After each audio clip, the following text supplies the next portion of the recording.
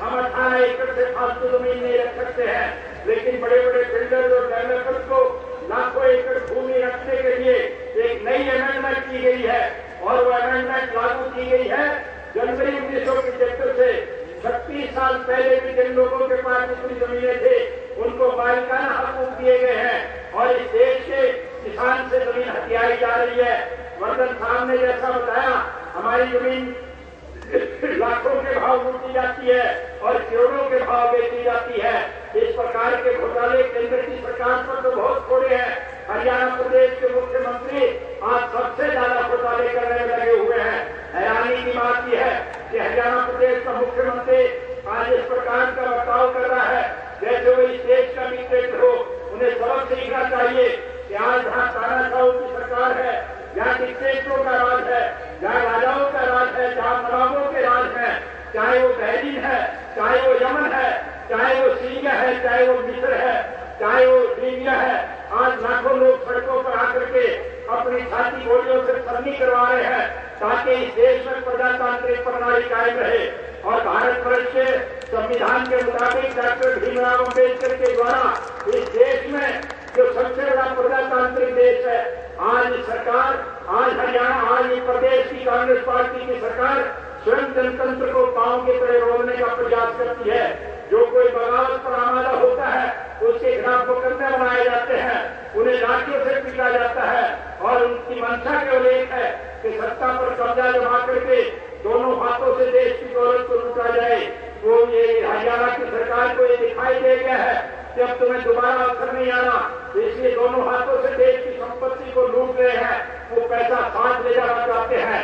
आज तक तो संसार में कोई पैसा साथ लेकर के गया नहीं और अगर ये कांग्रेसी साथ लेकर के चले गए तो ये विश्व का 8वां अजूबा होगा। हमने किताबों में 7 अजूबे जो पढ़े हैं, परमात्मा ये 8वां अजूबा पढ़ने का अवसर प्रदान न करे। चले गए दुनिया से जो दुनिया के वाली थे, सिकंदर दब गया दुनिया से, दोनों हाथ खाली थे। सिकंदर ने सारे दुनिया की दौलत की, पैसे वो भी साथ लेकर के नहीं गया, पैसे ये भी साथ लेकर के नहीं जाएंगे और इन विचारों को ले जाने भी कौन देगा। सत्ता परिवर्तन निश्चित है।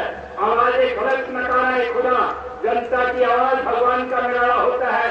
आपका ये खांचे मारता हुआ समुद्र इस बात को प्रमाणित कर रहा है कि सरकार निश्चित रूप से जाएगी और हरियाणा प्रदेश को नहीं समुद्री राष्ट्र के स्तर पर एक परिवर्तन लाने का काम करेगी। आपकी तरफ से अपनाया गया रास्ता इस देश के हर नागरिक ने अपनाना है और ये जो तानाशाह आज लोगों को लूटने का प्रयास कर रहे हैं, मैं खुल करके आपसे एक बात कहना चाहता हूँ। हमने इसलिए आप सबको आमंत्रित करके यहाँ नहीं बुलाया है। प्रेस के भाइयों से कहूंगा, एक दफा जरा ऊपर आकर के देख ले, आपको अपने आप एहसास हो जाएगा ये कितने लोग हैं। जितने लोग यहाँ हैं उससे कई गुना ज्यादा सड़कों पर है। 20-30 किलोमीटर का लंबा जाम लगा हुआ है। लोग अपने नेता के प्रति कितनी अटूट आस्था रखते हैं, ये इस बात का परिणाम है। और इसीलिए चौधरी देवीलाल के चरणों में अपने पुष्प अर्पण करने के लिए लोग आए हैं, क्योंकि उनके किए हुए कामों से देश को पूरा सम्मान मिला है। आज जो लोग जाति पाति धर्म और मजहब के नाम पर हमें बांटते हैं, मुझे हैरानी हो रही है सुन करके। वो व्यक्ति जात पात का नाम देता है जिसके 5 मेंबर चुने गए थे और 5 में एक हरीर था, एक ब्राह्मण था, एक गुजर था, एक पंजाबी था। वो सारे के सारे उसको छोड़ करके कैसे चले गए? अगर वो जात और गैर जात का नाम देता है तो कम तक को उसको सोचना चाहिए। एक साथी ने जो अपने 5 साथियों को नहीं संभाल सका, वो प्रदेश को क्या खास संभालने का काम करेगा? हमारा प्रज्ञा भारतीय जनता पार्टी का जो राष्ट्रीय स्वतंत्र पार्टी कहलाती है, जो देश में हुकूमत बनाने का ख्वाब देख रही है, और आज उसने एक ऐसे व्यक्ति के आगे सरेंडर कर दिया जिसका कोई धन आधार नहीं है। मुझे हैरानी होती है कि इस देश का क्या होगा। आज वर्धन साहब ने खोल करके नहीं बताया।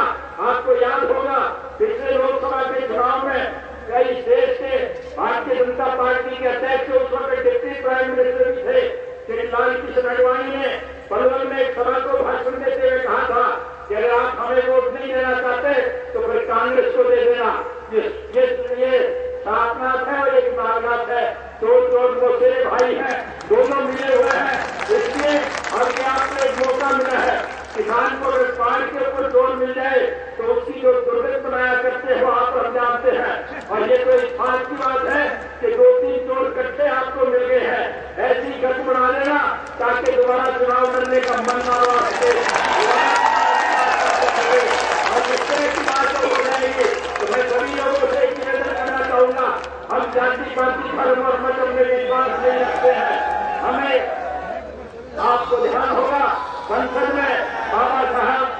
मूर्ति भी चौधरी देवीलाल जी ने उस वक्त लगवाई थी जब वो डिप्टी प्राइम मिनिस्टर थे। इतनी ही कांग्रेस की सरकारें आई, कोई नहीं लगा पाए थे। आज तो हरियाणा प्रदेश का मुख्यमंत्री गांव-गांव में अपने पिताश्री की मूर्ति लगा रहा है। शायद इसलिए लगा रहा है कि हरियाणा के मुख्यमंत्री के पिताश्री चौधरी देवीलाल के स्टेचू भी लगते हैं, इसलिए मेरे बाप का भी लगे।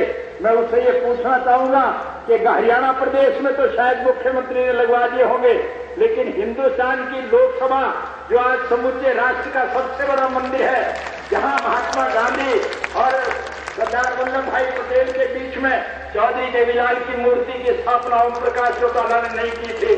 चौधरी देवीलाल इस बात के लायक थे, इसलिए किया है। हमने एक निर्णय लिया हुआ है, हमारी सरकार आने से पहले भी और सरकार आने के बाद भी हम उन महापुरुषों के स्टेचू लगाते हैं, उन देशभक्तों के स्टेचू लगाते हैं, उन शहीदों के स्टेचू लगाते हैं जिन्होंने देश के निर्माण में अहम भूमिका निभाई। वो हमारे प्रेरणा स्रोत है। हम इसलिए उनके स्टेचू लगाते हैं ताकि नई पीढ़ी उनके जीवन से प्रेरणा ले सके। हमारी सरकार बनने के बाद हम जहां कहीं बाबा भीमराव अम्बेडकर के और स्टेचू लगाएंगे, हम महर्षि वाल्मीकि के, गुरु रविदास के और स्वर्गीय सरदार वल्लभ भाई पटेल के, महात्मा गांधी के और हमारे लाल बहादुर शास्त्री जैसे उन महापुरुषों के स्टेचू हमने लगाए हैं। हम भविष्य में लगाएंगे। हमारा कोई व्यक्तिगत स्वार्थ नहीं है। मैं खुलकर के आपसे एक बात कहना चाहूंगा, हम सत्ता के भूखे लोग नहीं है। अगर हम सत्ता के भूख लोग होते तो चौधरी देवीलाल को 1989 में सर्वसम्मति से आपने इस देश के प्रधानमंत्री के पद पर बैठाया था। चौधरी देवीलाल भी 5 वर्ष तक इस देश के प्रधानमंत्री के पद को सुशोभित कर सकते थे, लेकिन बात के धनी चौधरी देवीलाल ने रघुकुल रीत सदा चली आई, प्राण जाए पर वचन न जाई। प्रधानमंत्री का पद विश्वनाथ प्रताप सिंह को छोड़कर हजारों वर्ष पुरानी उस परंपरा को बरकरार रखा था। या तो हजारों वर्ष पहले भगवान राम ने अपने बाप के आदेश की पालना करते हुए 14 वर्ष का वनवास काटा था और राजगद्दी भाई भट्ट को देकर के गए थे। या फिर हजारों वर्ष के बाद एक किसान के बेटे चौधरी देवीलाल ने अपने वायदे को निभाते हुए विश्वनाथ प्रताप सिंह को प्रधानमंत्री के पद पर बिठाया था। दोस्तों, भगवान राम जब वनवास गए थे तो राजगद्दी अपने भाई भट्ट को देकर के गए थे। विश्वनाथ प्रताप सिंह न हमारे परिवार का था, न हमारे कुलबे का था, न हमारी जाति का था। जो लोग जात पात का जय फैला करके हमें आपस में बांटने का काम करते हैं, उन्हें इस बात से सबक सीखना चाहिए, जाति जन्म से नहीं, जाति कर्म से आती जाती है। कौन किसके पेट से पैदा हो, ये इंसान के अधिकार क्षेत्र से बाहर की बात है। ये तो उस परम पिता परमात्मा को पता है किसने किस नारी के उधर से पैदा होना है, लेकिन किसी मां के पेट से पैदा होना इंसान की जाति नहीं मानी गई है। ज्यादा से ज्यादा हम मान के चले तो इस देश में केवल 2 जातियां हैं, एक कमेरे की है और एक लुटेरे की है। हम सब कमेरे वर्ग के लोग हैं। कमेरे की परिभाषा बड़ी सरल और साफ है, जो अपने हाथ से मेहनत करके अपनी आजीविका चलाते हैं वो कमेरे कहलाते हैं, और एयर कंडीशन कोचों में बैठ करके सरकार की मिली भगत से ठगी खोरी करके देश की दौलत को लूटने का काम करते हैं वो लुटेरे कहलाते हैं। इसलिए आज कमेरे वर्ग के सारे प्रतिनिधि आपके सामने बैठे हैं। हमारा एक संकल्प है, हमारा एक निश्चय है कि इस कृषि प्रधान देश के ग्रामीण अंचल में बसने वाले किसान और कमेरे संपन्न हो, समृद्ध हो, खुशहाल हो। इसके लिए मैं आप सबसे एक विनम्र निवेदन करूंगा। ये चुनाव एक निर्णायक चुनाव है। इस चुनाव में देश को नई दिशा देनी है। जो कांग्रेस पार्टी के बलबूते पर आज चुनाव जीतना चाहते हैं, उन्हें तो इसी से सबक सीखना चाहिए। उनकी जगह लोकसभा में नहीं है, उनकी जगह तिहाड़ जेल में है। उसके लिए तैयारी करें। आपको ऐसा दिखाई दे रहा है कि शायद चिदम्बरम के साथ इस देश के प्रधानमंत्री मनमोहन सिंह को या तो पद छोड़ करके लोकसभा भंग करनी पड़ेगी, अन्यथा उसे भी तिहाड़ जेल में जाना पड़ेगा। ये हालात भी देश में है। इसलिए देश की प्रतिष्ठा और प्रश्न का सवाल है। ये कोई एक अजय के चुनाव का सवाल नहीं है, एक इंडियन नेशनल लोकदल पार्टी की प्रतिष्ठा का सवाल नहीं है। ये भारत के उज्जवल भविष्य का सवाल है। हमारी किसी से कोई दुश्मनी नहीं है, हमारा किसी से कोई द्वेष नहीं है, हम किसी दल विशेष के खिलाफ नहीं है। हम उसके खिलाफ है जो देश की प्रगति में बाधा डालने का काम करे। हम उसके खिलाफ है जो राष्ट्र के उज्जवल भविष्य के रास्ते में रोड़ा अटकाने का काम करे। हम उस नई पीढ़ी को प्रोत्साहित करने के पक्ष में है जिन्होंने देश के नामे हुकूमत संभाली है। मैं कांग्रेस पार्टी के नेताओं को आगाह करना चाहूंगा, कि नई पीढ़ी के रास्ते में कांटे बखेरने का प्रयास मत करो, अन्यथा ये देश बर्बाद हो जाएगा। और मैं खुल करके एक बात कहना चाहूंगा, हमारी एक सोच है, हम जानते हैं कि कांग्रेस की तरफ से जो कांटे बखेरे गए हैं, हम उन कांटों को अपनी पलकों से चुन करके नई पीढ़ी के लिए रास्ता हमवार करना चाहते हैं, ताकि उन्हें मंदिर पकड़ने में कोई दिक्कत और कठिनाई न आए। हम जात पात के ढेर से अलग थलग रह करके हर वर्ग के लोगों को सुविधा प्रदान करने का काम करेंगे। हम चौधरी जयलाल की नीतियों का अनुसरण करते हुए गांव के वातावरण को ठीक बना सके। हरिजन, बैकवर्ड, किसान, कमेरे, छोटे दुकानदार सब मिलकर के चले। आज की सरकार केवल हर मामले में पैसा इकट्ठा करना चाहती है। नौकरियां हमारे यहाँ नीलाम हो रही है। आज सरकार की नौकरी भी लाखों रुपए में बिकती है। आंगनबाड़ी की नौकरी प्राप्त करने वाली महिला को भी लाखों रुपए देने पड़ते हैं। हरिजन के नाम के ऊपर लूटा जा रहा है। हरिजन को ये कह के नकार दिया जाता है कि वो इस योग्य नहीं है, उनकी संख्या इतनी नहीं आई है, वो मेरिट पर पूरे नहीं उतरते हैं। मैंने मुख्यमंत्री बनने के बाद 26,000 का बैकलॉग पूरा किया था और आगे फिर विश्वास दिलाऊंगा कि जिन हरिजनों को अलग निकालने का काम किया गया, हमारी सरकार बनने के बाद उनको उनके हक दिलाए जाएंगे, उनको उनके अधिकार दिलाए जाएंगे।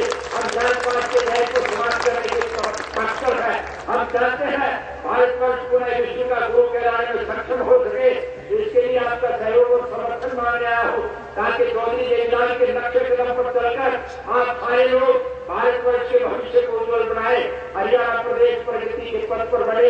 यही मेरी एक आखिरी इच्छा और आकांक्षा है।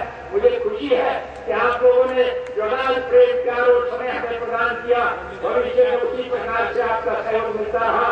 आप लाखों की संख्या में आए, इसके लिए मैं आपका आभार व्यक्त करता हूँ और प्रभु से प्रार्थना करूंगा आपका हमारा ये सहचार सदा कायम रहे।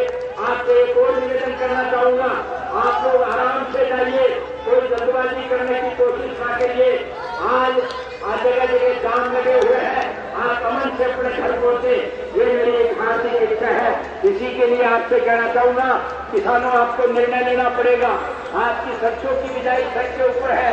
सरसों के भाव सरकार 20 रुपए क्विंटल बढ़ाती है और डीएपी खाद के दाम 460 रुपया क्विंटल बढ़ाती है। कैसे गुजारा हो पाएगा? इस सब के लिए आपको लड़ाई लड़नी है और इस लड़ाई में विजय श्री आपके चरण चुमे, ये मेरी आखिरी इच्छा और आकांक्षा है। आप सबका बहुत बहुत धन्यवाद।